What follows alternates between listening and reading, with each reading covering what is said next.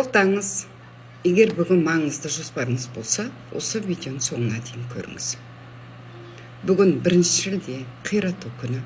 Бүгін жаңа іс бастауға, маңызды келісім шартқа отыруға, үлкен шешім қабылдауға қолайлы күн емес. Егер мүмкіндік болса, бүгін тек күнделікті жұмыстарыңызды аяқтап, өзіңізге демалыс беріңіз. Тағы бір маңызды ескерту, бүгін шаш қимаймыз. Тышқан жылы туылғандар, бүгінгі күн сіздерге үлкен мүмкіндік бар, тек сөздеріңізге, істеріңізге абай болыңыздар.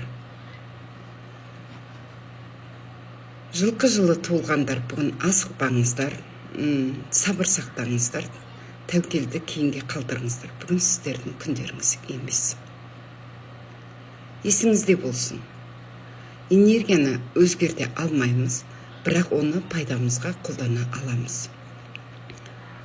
Пікірге туған жылыңызды жазып, ал ертең күн энергиясын жіберіп алмау үшін міндетті түрде жазылып қойыңыз.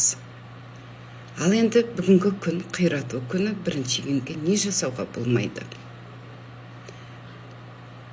Шаш қимаймыз, ұрыс керіске араласпаймыз, кредит алмаймыз, маңызды келісімдер жасамаймыз, жаңа әрі маңызды жобаларды бастамаймыз.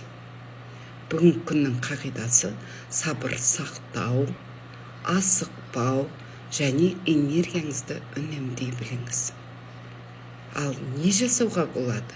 Бүгін күнді тыныш әрі сабырмен өткізу, ұрыс керістен аулақ болып, ішкі тепе-теңдікті сақтай біліңіздер. Демалып, өзіңізге уақыт бөліңіз. Денсаулыққа көңіл бөліп, ағзаңызды күтіңіз. Бұрыннан басталған шаруаларды аяқтауға болады. Сонкен бүгін түнде жаңа ай туылды. Бүгін нан ашты, үйге бауырсақ, шелпек, немесе нан пісірулеріңізге болады. Үйді тазартыңыздар, көңілдеріңізді үйдің бәрін тазартыңыз, көңіліңізді тазартыңыз. Тек тазалық, ревизия жасауды ұмытпаңыздар.